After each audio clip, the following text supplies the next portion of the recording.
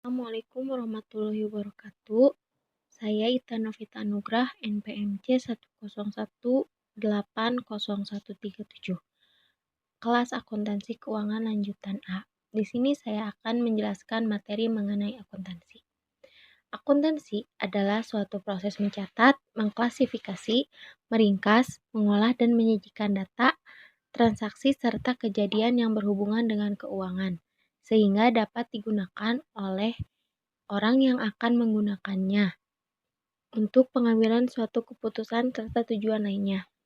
Menurut Charles Thomas Hongren dan Walter T. Harrison, akuntansi merupakan suatu sistem atau alat informasi yang digunakan sebagai pengukur aktivitas bisnis, pengolah data menjadi laporan, dan sebagai alat untuk menyampaikan hasil untuk para pengambil keputusan pada suatu lembaga atau perusahaan. Sedangkan menurut M. Gede, akuntansi adalah suatu ilmu terapan dan seni pencatatan menurut aturan dan sistem yang berlaku. Kemudian saya akan menjelaskan mengenai bidang-bidang akuntansi. Yang pertama itu akuntansi keuangan. Akuntansi keuangan adalah salah satu bagian dari akuntansi yang berhubungan dengan penyajian pelaporan keuangan perusahaan kepada pihak eksternal berupa laporan neraca, rugi laba, perubahan modal, dan arus kas kepada pemegang saham, kreditor, atau investor, khususnya tentang profitabilitas dan kredibilitas perusahaan kepada supplier dan pemerintah. Yang kedua yaitu akuntansi pemeriksaan atau auditing. Yang ketiga, akuntansi biaya atau cost accounting. Akuntansi biaya merupakan bidang akuntansi yang mencatat dan menghitung serta menganalisis sebuah data biaya pada suatu perusahaan industri dalam usaha menentukan besarnya harga pokok produksi suatu barang atau produk. Yang keempat yaitu akuntansi manajemen. Akuntansi manajemen adalah bidang akuntansi yang bertujuan untuk memberikan informasi kepada manajemen dalam menjalankan usahanya. Yang kelima yaitu akuntansi perpajakan. Akuntansi perpajakan adalah akuntansi yang kegiatannya berhubungan dengan penentuan objek pajak yang menjadi beban perusahaan serta penghitungannya untuk kepentingan penyusunan laporan pajak. Yang kelima yaitu budgeting. Budgeting merupakan bidang akuntansi yang menyusun anggaran baik pendapatan maupun biaya. Budgeting merupakan pedoman bagi perusahaan, perorangan, atau pemerintah dalam melakukan kegiatan finansialnya di masa yang akan datang. Yang selanjutnya yaitu akuntansi pemerintahan. Akuntansi pemerintahan merupakan bidang akuntansi keuangan yang diterapkan di lembaga pemerintahan yang bertujuan untuk menyajikan sebuah laporan keuangan, pengendalian dan pengawasan keuangan negara. Yang ke-8 yaitu sistem akuntansi. Sistem akuntansi merupakan bidang akuntansi yang melaksanakan kegiatan dan merancang cara melakukan pencatatan akuntansi agar aman, efektif, dan efisien. Yang ke-9 yaitu akuntansi anggaran, yaitu akuntansi yang kegiatannya berhubungan dengan pengumpulan dan pengolahan data operasi keuangan yang sudah terjadi. Yang ke-10 yaitu akuntansi perbankan. Akuntansi perbankan adalah proses akuntansi bank yang juga meliputi pencatatan, pengklasifikasian, penganalisaan, penafsiran data keuangan bank yang dilakukan secara sistematis guna memenuhi kebutuhan pihak yang berkepentingan baik internal maupun eksternal. Yang ke-11 yaitu akuntansi internasional. Akuntansi internasional merupakan suatu standar tunggal pelaporan akuntansi yang memberikan tekanan pada penilaian profesional dengan yang jelas dan transparan mengenai substansi ekonomis transaksi, penjelasan hingga mencapai kesimpulan tertentu. Yang ke-12 yaitu akuntansi pendidikan. Adalah bidang akuntansi yang mengarah ke bidang pendidikan, yaitu dalam kegiatan belajar dan mengajar akuntansi atau segi-segi lainnya yang berkaitan dengan masalah pendidikan itu sendiri. Terdapat beberapa aspek dalam akuntansi pendidikan, yaitu anggaran sekolah, sarana prasarana sekolah, manajemen sekolah, partisipasi orang tua siswa, akuntabilitas penyelenggaraan. Yang ke-13 yaitu akuntansi sosial, akuntansi yang menangani proses komunikasi atas dampak sosial dan lingkungan atas tindakan ekonomi suatu entitas usaha untuk kepentingan kelompok masyarakat tertentu dan masyarakat luas. Yang ke-14 yaitu akuntansi sektor publik, yaitu akuntansi dana masyarakat yang selanjutnya dapat diartikan sebagai mekanisme teknis dan analisis akuntansi yang diterapkan pada pengelolaan dana masyarakat di lembaga-lembaga tinggi negara dan departemen-departemen di bawahnya. Yang ke-15 yaitu akuntansi keperilakuan, yaitu ilmu akuntansi yang dikombinasikan dengan ilmu sosial. Dengan kata lain, akuntansi keperilakuan merupakan ilmu yang mempelajari efek dari perilaku manusia hingga bisa mempengaruhi data-data akuntansi serta pengambilan keputusan bisnis. Yang selanjutnya yaitu fungsi akuntansi. Fungsi utama akuntansi adalah sebagai informasi keuangan suatu organisasi. Dari laporan akuntansi, kita bisa melihat posisi keuangan suatu organisasi beserta perubahan yang terjadi di dalamnya. Keuangan akuntansi dibuat secara kualitatif dengan suatu ukuran uang. Satuan ukuran uang. Informasi mengenai keuangan sangat dibutuhkan khususnya oleh pihak manajemen untuk membuat keputusan suatu organisasi. Yang selanjutnya yaitu siklus akuntansi. Siklus akuntansi adalah proses berbagai tahapan yang dibutuhkan untuk penyelesaian akuntansi secara manual. Yang pertama yaitu siklus akuntansi perusahaan jasa, yaitu suatu proses pembuatan laporan keuangan perusahaan dalam suatu periode tertentu. Umumnya, siklus akuntansi diawali dari transaksi hingga pada pembuatan laporan keuangan perusahaan yang selanjutnya berlanjut dengan adanya saldo yang ditutup atau sampai pada jurnal pembalik. Siklus akuntansi jasa yaitu yang pertama ada transaksi, kemudian jurnal umum, kemudian buku besar, kemudian neraca, laporan keuangan, jurnal penyesuaian, jurnal pembalik, dan yang terakhir yaitu jurnal penutup. Kemudian ada siklus akuntansi perusahaan dagang. Siklus akuntansi perusahaan dagang adalah proses pembuatan laporan keuangan pada sebuah perusahaan dagang dalam periode tertentu. Umumnya, siklus transaksi tersebut akan dimulai dari transaksi hingga pembuatan laporan keuangan yang terjadi pada sebuah perusahaan. Adapun siklus perusahaan dagang yaitu transaksi, jurnal umum, jurnal khusus, buku besar pembantu, buku besar umum, laporan harga pokok penjualan, neraca saldo, jurnal penyesuaian, neraca saldo setelah penyesuaian, laporan keuangan, jurnal penutup, neraca saldo setelah penutup, jurnal pembalik. Pembedanya antara siklus akuntansi perusahaan dagang dan perusahaan jasa yaitu hanya terletak pada proses kegiatan usaha dan produk yang dihasilkan dan pengaruh terhadap lembar kerja yang digunakan oleh masing-masing perusahaan. Idealnya, lembar kerja yang digunakan pada perusahaan jasa cenderung lebih sederhana dibandingkan dengan perusahaan dagang. Di sini saya akan menjelaskan mengenai jurnal umum. Jurnal umum adalah sebuah jurnal yang dipakai untuk mencatat semua jenis bukti transaksi keuangan yang muncul dari semua transaksi keuangan suatu perusahaan dalam periode tertentu. Tujuan identifikasi terhadap transaksi yang terjadi, penilaian terhadap transaksi, pencatatan dampak ekonomi dari transaksi dalam perusahaan. Yang selanjutnya, jurnal penyesuaian. Jurnal penyesuaian sendiri merupakan jurnal yang dibuat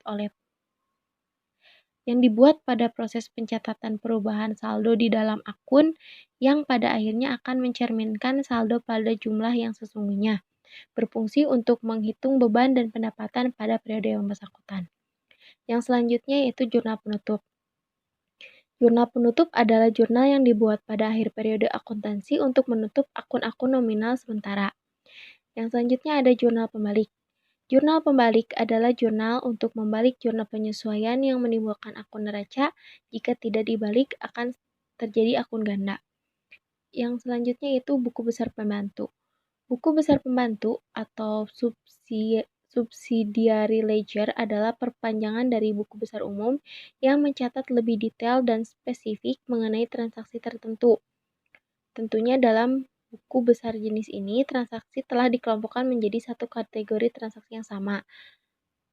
Beberapa buku besar pembantu pada perusahaan manufacturing berdasarkan akun-akun berikut, yaitu piutang, utang, biaya persediaan bahan baku dan bahan penolong, biaya alat dan mesin, biaya overhead pabrik, biaya penjualan, biaya administrasi dan umum. Yang selanjutnya itu buku besar umum. Buku besar umum merupakan buku besar yang mengumpulkan informasi dari jurnal. Setiap bulan, semua jurnal dijumlah dalam posting dan diposting ke buku besar. Oleh karena itu, tujuan buku besar umum adalah untuk mengatur dan merangkum masing-masing transaksi yang tercantum dalam semua jurnal. Standar akuntansi. Standar akuntansi adalah suatu metode dan format baku dalam penyajian informasi laporan keuangan suatu kegiatan usaha. Standar akuntansi dibuat, disusun, dan disahkan oleh lembaga resmi, oleh Standard Setting Body. Dalam standar ini dijelaskan transaksi apa saja yang harus dicatat, bagaimana cara mencatatnya, dan bagaimana penyajiannya. Adapun jenis-jenis standar akuntansi, yang pertama yaitu standar akuntansi keuangan atau SAK.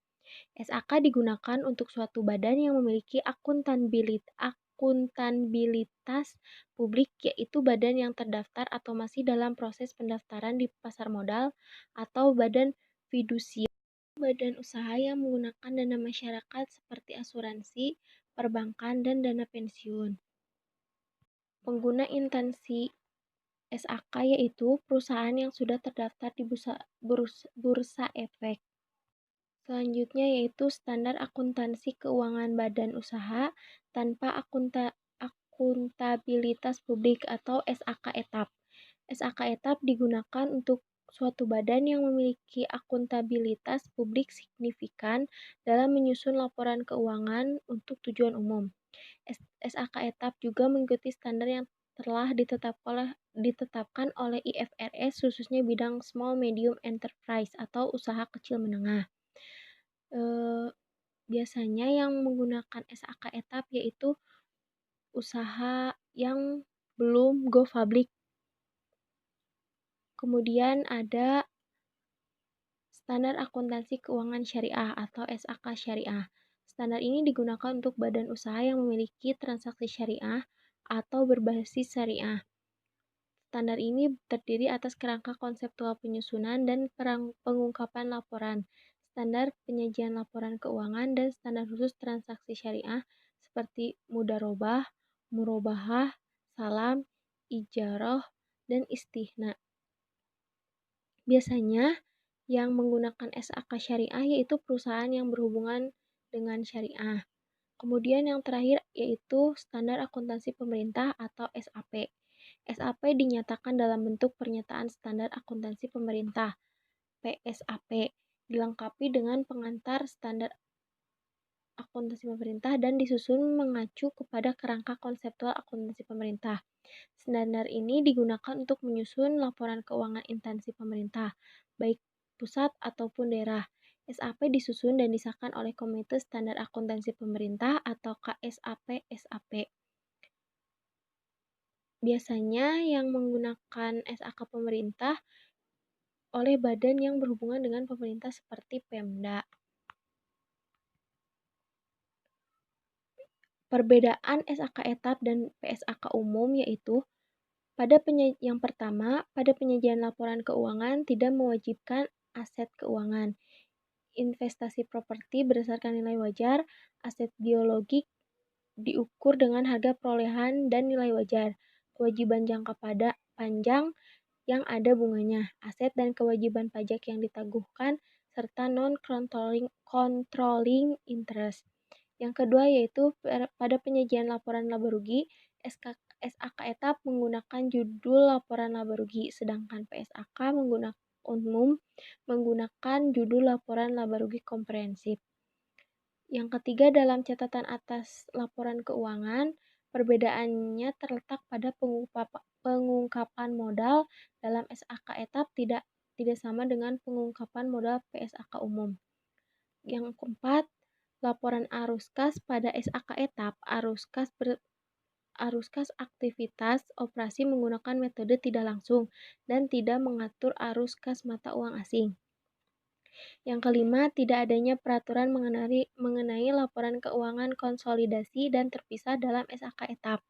Yang keenam, mengenai kebijakan akuntansi, estimasi kesalahan dan dalam SAK etap antara lain pemilihan dan penerapan kebijakan akuntansi, konsistensi dan perubahan kebijakan akuntansi, perubahan estimasi akuntansi serta tidak adanya kesalahan mendasar dan laba rugi luar biasa. Yang ketujuh, yaitu dalam instrumen keuangan dasar SAK etap, ruang lingkupnya adalah investasi pada efek tertentu, serta klasifikasikan trading, held to maturity, dan available for sale.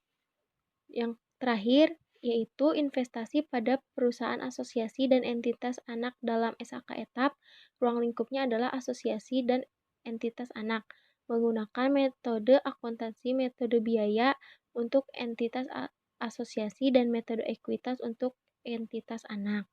Selanjutnya yaitu laporan keuangan. Laporan keuangan adalah catatan informasi keuangan suatu perusahaan pada suatu periode akuntansi yang dapat digunakan untuk menggambarkan kinerja perusahaan tersebut. Laporan keuangan adalah bagian dari proses pelaporan keuangan. Adapun jenis-jenisnya yaitu laporan laba rugi. Laporan laba rugi ini berfungsi untuk membantu Anda mengetahui apakah bisnis berada dalam posisi laba atau rugi. Apabila pendapatan perusahaan lebih besar daripada beban atau biayanya, maka bisnis memperoleh laba. Sebaliknya, jika pendapatan cenderung lebih kecil dari beban atau biayanya, maka kemungkinan besar bisnis mengalami kerugian. Yang selanjutnya itu perubahan modal, laporan perubahan modal. Laporan perubahan modal yaitu jenis laporan keuangan yang memberikan informasi mengenai perubahan modal atau ekuitas perusahaan dalam periode tertentu. Laporan perubahan modal ini berfungsi untuk menunjukkan seberapa besar perubahan modal yang terjadi dan apa yang menyebabkan perubahan tersebut terjadi. Yang selanjutnya ada neraca. Neraca adalah jenis laporan keuangan yang menyajikan akun-akun aktiva, kewajiban, dan modal dalam suatu periode. Neraca biasanya terdiri dari dua bentuk, yaitu kontro atau horizontal dan bentuk vertikal atau stafel. Nilai modal pada neraca merupakan nilai yang tercatat pada laporan perubahan modal. Keseimbangan pada neraca tercapai karena pada laporan perubahan modal sudah terdiri dari pendapatan dan biaya yang tercatat pada laporan laba rugi. Yang selanjutnya itu laporan arus kas. Laporan arus kas atau cash flow berfungsi untuk memberikan informasi mengenai arus kas masuk dan arus kas keluar. Laporan mengenai arus kas masuk dapat dilihat dari berbagai sumber, yaitu hasil dari kegiatan operasional dan kas yang diperoleh dari pendanaan atau pinjaman. Sedangkan arus kas keluar dapat dilihat dari berapa banyak beban biaya yang dikeluarkan perusahaan, baik untuk kegiatan operasional atau investasi pada bisnis. Yang selanjutnya itu hubungan antara laporan keuangan. Laporan laba rugi, laporan perubahan modal, dan neraca mencerminkan hubungan artikulatif. Laba atau rugi yang terjadi di laporan laba rugi menjadi bagian di laporan perubahan ekuitas. Sedangkan laporan arus kas terkait dengan salah satu yang terdapat di neraca yaitu kas. Pengguna laporan keuangan yang pertama ada pihak internal. Pihak internal perusahaan merupakan pihak yang secara langsung berkaitan dengan aktivitas operasional perusahaan, terutama oleh manajer dalam divisi apapun itu. Laporan keuangan akuntansi sangat penting bagi manajer. Laporan keuangan digunakan untuk mengambil keputusan kebijakan dalam operasi perusahaan bagi seorang manajer. Yang selanjutnya itu ada pihak eksternal. Pihak eksternal ini terdiri dari investor, karyawan, kreditur, pemasok, dan kreditur perusahaan, pemerintah, pelanggan, dan masyarakat. Selanjutnya, perbedaan laporan keuangan di perusahaan jasa dan perusahaan dagang. Untuk perusahaan jasa, berbeda dengan perusahaan manufaktur. Perusahaan jasa memiliki laporan keuangan yang mirip dengan perusahaan dagang, hanya saja tidak memiliki persediaan barang dagang dalam laporan neracanya. Bentuk dari produknya merupakan layanan sehingga tidak memiliki wujud layaknya produk dari perusahaan dagang maupun manufaktur. Selanjutnya yaitu perusahaan dagang. Perusahaan dagang tidak memiliki persediaan yang rumit layaknya perusahaan manufaktur. Perusahaan dagang dalam menghitung harga pokok penjualannya hanya membutuhkan laporan stock of name dari persediaan barang dagang yang dimilikinya. Perusahaan dagang juga tidak mengenal persediaan bahan baku maupun persediaan barang dalam proses. Hal ini dikarenakan perusahaan dagang hanya menjual produk yang siap dijual, tanpa harus mengolah atau merubah produk tersebut. Laporan keuangan harus bersifat relevan, transparan, dapat dipertanggungjawabkan kebenarannya, dan mudah dimengerti, sehingga handal dan tepat sasaran.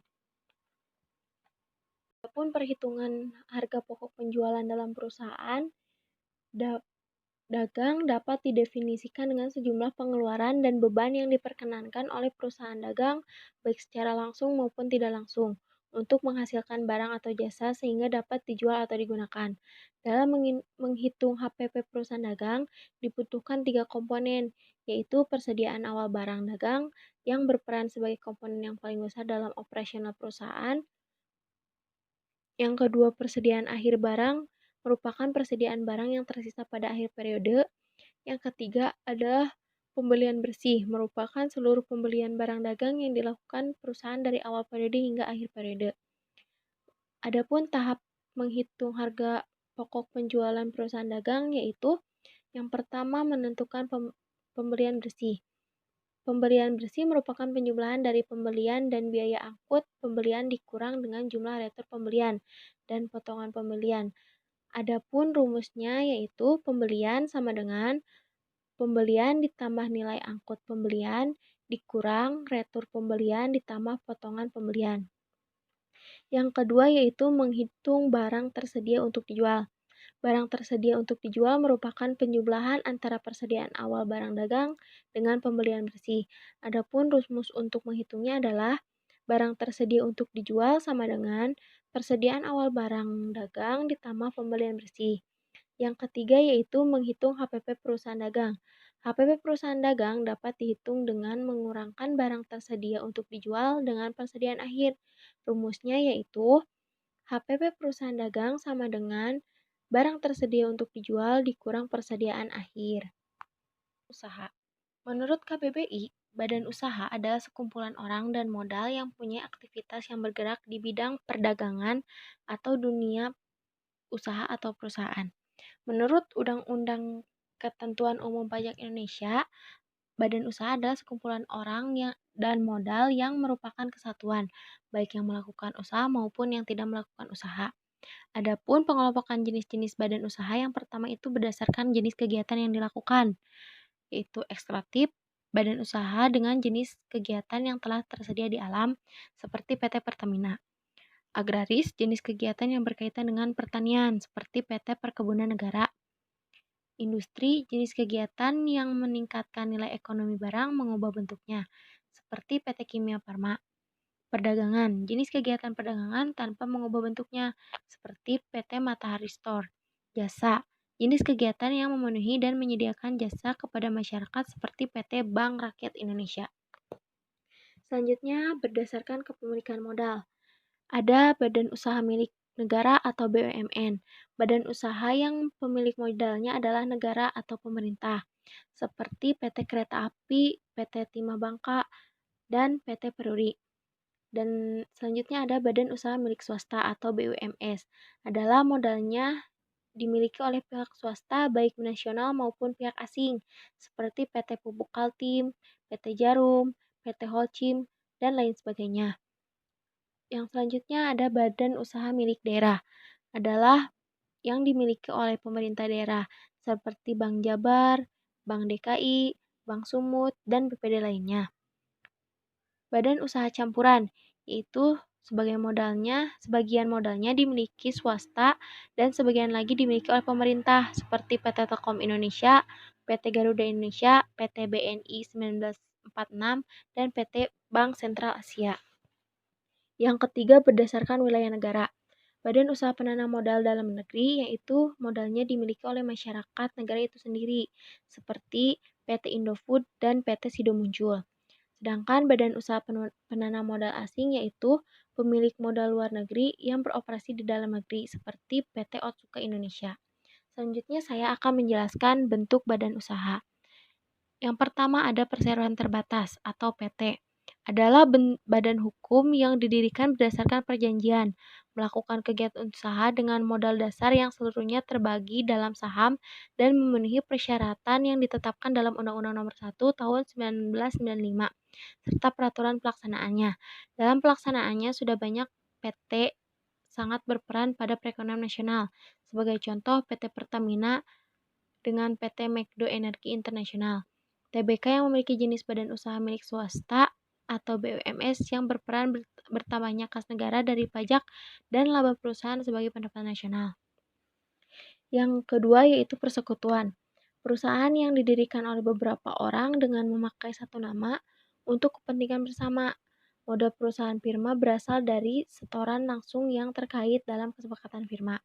Akan tetapi dalam pembagian labanya biasanya didasarkan sesuai pada jumlah modal yang disetorkan pada masing-masing anggota firma itu sendiri.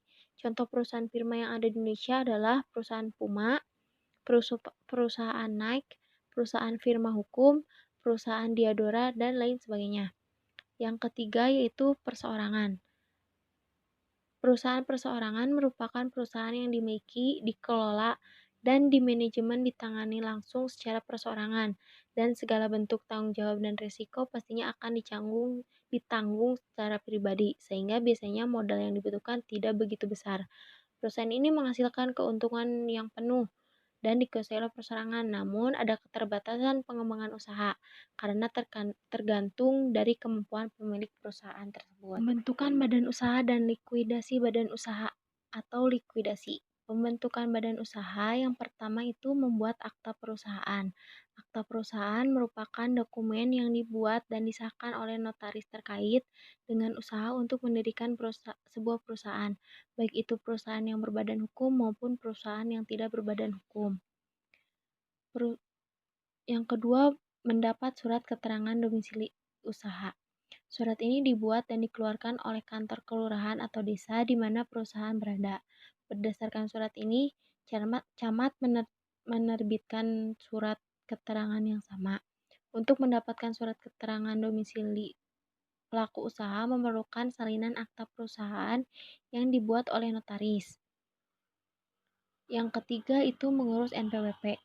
NPWP adalah nomor yang diberikan kepada wajib pajak sebagai sarana dalam administrasi perpajakan yang dipergunakan sebagai tanda pengenal diri atau identitas wajib pajak dalam melaksanakan hak dan kewajiban perpajakannya. Pendaftaran NPWP diajukan kepada Kepala Kantor Pelayanan Pajak sesuai dengan keberadaan domisili badan usaha. Yang keempat yaitu mengurus nomor induk berusaha atau NIB. NIB adalah identitas pelaku usaha yang diterbitkan oleh lembaga OSS setelah pelaku usaha melakukan pendaftaran. Nomor induk berusaha juga berlaku sebagai tanda daftar perusahaan yang diberikan oleh pemerintah kepada pelaku usaha. Yang terakhir yaitu mengurus surat izin usaha. Izin usaha ini berguna agar perusahaan dapat menjalankan kegiatan usahanya atas izin yang dikeluarkan oleh pemerintah. Yang selanjutnya yaitu likuidasi. Likuidasi adalah pembubaran suatu usaha. Likuidasi ini terjadi apabila sekutu meninggal, sekutu mengundurkan diri, dan adanya keputusan dari pengadilan. Ada beberapa tahapan untuk likuidasi persekutuan, yaitu dissociation atau pengunduran diri. Ini terjadi ketika ada salah satu sekutu yang mengundurkan diri. Yang kedua, dissolution atau pembubaran. Apabila sudah ada sekutu yang mengundurkan diri, maka para sekutu sepakat untuk dibubarkan. Yang selanjutnya yaitu terminasi dan likuidasi. Ini adalah proses perusahaan melaksanakan kewajibannya untuk diselesaikan ketika membubarkan persekutuan dengan menjual aset. Selanjutnya yaitu pinjaman dari sekutu. Itu harus dilunasi sebelum membubarkan sekutu. Defisit akun modal sekutu yaitu jumlah yang harus dibayar lebih besar dari modal sekutu, dan laporan likuidasi dan realisasi persekutuan. Dalam likuidasi dan realisasi persekutuan terdapat dua tahap, yaitu likuidasi sekaligus dan likuidasi bertahap. Likuidasi sekaligus adalah proses likuidasi di mana seluruh aset dikonversikan menjadi kas dalam waktu yang sangat pendek. Kreditor eksternal dibayar, dan pembayaran tunggal secara gabungan dilakukan kepada para sekutu atas sebagian modal yang disetorkan. Sedangkan likuidasi bertahap yaitu suatu likuidasi yang secara umum memerlukan beberapa bulan dalam penyelesaiannya dan mencakup pembayaran secara periodik atau bertahap kepada sekutunya selama masa likuidasi. Laporan segmen. Tujuan dibuat pelaporan segmen yaitu untuk mengetahui diverifikasi usaha untuk melakukan pengendalian usaha yang dimiliki oleh perusahaan. Definisi menurut PSAK 5. Segmen usaha, komponen perusahaan yang dapat dibedakan dalam menghasilkan produk atau jasa. Contohnya, segmen makanan, segmen minuman, segmen kosmetik, segmen fashion, dan sebagainya. Kemudian ada segmen geografis, komponen perusahaan yang dapat dibedakan dalam menghasilkan produk atau jasa pada lingkungan ekonomi tertentu, dan komponen itu memiliki risiko dan imbalan yang berbeda dengan risiko dan imbalan pada komponen yang beroperasi pada lingkungan ekonomi lain, seperti segmen Jawa Barat, segmen Jawa Timur, segmen Sumatera, dan segmen Sulawesi, dan sebagainya. Adapun karakteristik agregasi yang pertama itu produk dan jasa. Produk dan jasa perusahaan tersebut melaporkan laporan segmennya sesuai yang dihasilkan. Yang selanjutnya itu proses produksi perusahaan. Proses produksi perusahaan tersebut melaporkan jenis segmen perusahaan tersebut dari proses produksinya. Yang ketiga, pelanggan produk dan jasa. Pelanggan produk dan jasa perusahaan tersebut melaporkan jenis segmen perusahaan tersebut dari luar dilihat dari pelanggan jenis usia. Selanjutnya, sistem distribusi perusahaan melaporkan jenis segmennya berdasarkan penjualan. Dan yang terakhir, sifat lingkungan, di mana perusahaan melaporkan jenis segmennya berdasarkan berbagai jenis usaha dan berbagai sektor. Adapun uji segmen yaitu yang pertama 3 uji segmen. Yang pertama 10% pendapatan, 10% laba rugi, 10% aset, dan uji pengungkapan komprehensif yaitu 70% pendapatan eksternal. Perbedaan uji 10% dan uji 75% yaitu uji 10% berdasarkan pada pendapatan laba, rugi, dan aset, sedangkan uji 75% berdasarkan pada pendapatan dari luar. Cara untuk menentukan bahwa segmen tersebut lulus uji 10% dan 75%, maka harus dilakukan uji 10% pendapatan, 10% laba rugi, dan aset. Kemudian setelah itu baru dilakukan uji 75% bagi segmen yang berhak mengikuti 75%. Cara menentukan bahwa suatu segmen berhak untuk mengikuti uji 75%, yaitu apabila dalam uji 10% segmen tidak kurang dari 10% atau lebih dari 10%, maka segmen tersebut berhak mengikuti uji 75%. Periode pelaporan keuangan. Periode pelaporan keuangan adalah rentang waktu yang digunakan dalam laporan keuangan. Di Indonesia, periode pelaporan keuangan yang biasa dipergunakan adalah bulanan, triwulan, semesteran, dan tahunan. Yang pertama ada periode kalender. Dalam satu tahun kalender, kuartal pertama atau Q1 dimulai pada 1 Januari dan berakhir pada 31 Maret. Kuartal 2 atau Q2 berlangsung mulai 1 April hingga 30 Juni. Kuartal 3 atau Q3 adalah dari 1 Juli hingga 30 September. Dan kuartal keempat, Q4 adalah dari 1 Oktober hingga 31 Desember. Periode fiskal. Tahun fiskal adalah periode 1 tahun yang digunakan perusahaan dan pemerintah untuk pelaporan dan penganggaran keuangan. Tahun fiskal paling sering digunakan untuk keperluan akuntansi untuk menyiapkan laporan keuangan. Tahun fiskal dapat dimulai pada 1 Januari dan berakhir pada 31 Desember. Tidak semua tahun fiskal sesuai dengan tahun kalender. Selanjutnya yaitu periode interim. Periode interim adalah suatu periode pelaporan keuangan yang lebih pendek daripada 1 tahun buku penuh. Periode interim berkaitan dengan tingkat materialitas suatu transaksi dalam memutuskan bagaimana mengakui, mengukur, mengklasifikasi, atau mengungkapkan suatu pos untuk tujuan pelaporan keuangan interim. Maka materialitas dinilai terkait dengan data keuangan periode interim. Dalam menilai materialitas harus dipahami bahwa ketergantungan pengukuran interim pada estimasi akan lebih tinggi dibanding pengukuran data keuangan tahunan. Yang selanjutnya yaitu periode tahunan. Adalah laporan yang berisi ringkasan keuangan dan aktivitas perusahaan dalam periode 1 tahun. Periode tahunan biasanya disiapkan untuk pihak eksternal seperti investor, regulator, dan pihak yang berkepentingan. Selanjutnya ada pelaporan interim. Laporan keuangan interim adalah laporan keuangan yang diterbitkan jika pihak manajemen dan beberapa stakeholder membutuhkan laporan keuangan pada saat tertentu. Laporan keuangan interim diterbitkan kurang dari jangka waktu 1 tahun, namun masih mencakup seluruh komponen laporan keuangan sesuai standar akuntansi keuangan. Hanya saja kurang lengkap jika dibandingkan dengan laporan keuangan tahunan. Adapun komponen minimal laporan keuangan interim mencakup komponen berikut. Yang pertama, laporan posisi keuangan ringkas. Yang kedua, laporan laba rugi dan penghasilan komprehensif lain ringkas, baik digabung maupun dipisah. Yang ketiga, laporan perubahan ekuitas ringkas. Yang keempat, laporan arus kas ringkas.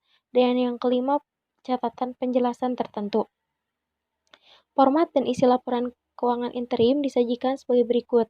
Yang pertama, jika entitas menerbitkan laporan keuangan lengkap dalam laporan keuangan interimnya, maka format dan isi laporan keuangan interim tersebut sesuai dengan persyaratan PSAK 1, yaitu penyajian laporan keuangan. Yang kedua, jika entitas menerbitkan laporan keuangan ringkas dalam laporan keuangan interimnya, maka laporan keuangan ringkas tersebut mencakup minimum setiap judul dan subjumlah yang tercakup dalam laporan keuangan tahunan terkini dan catatan penjelasan tertentu sebagaimana disyaratkan oleh pernyataan ini. Pos atau catatan atas laporan keuangan tambahan tercakup dalam laporan keuangan tersebut jika kelalaian untuk mencantumkannya akan menyebabkan laporan keuangan ringkas menjadi menyesatkan. Yang ketiga, dalam laporan keuangan yang menyajikan komponen laba rugi untuk suatu periode interim, entitas menyajikan laba per saham dasar dan dilusian untuk periode tersebut jika entitas termasuk dalam lingkup PSAK.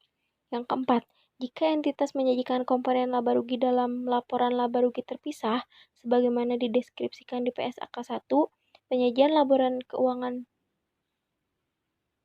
paragraf 10A, maka laba per saham dalam dasar dan dilusian disajikan dalam laporan laba rugi terpisah tersebut. Sekian penjelasan materi mengenai akuntansi, standar akuntansi, badan usaha, laporan keuangan, periode laporan keuangan, laporan interim, laporan segmen. Dari saya, mohon maaf apabila ada kesalahan. Wassalamualaikum warahmatullahi wabarakatuh.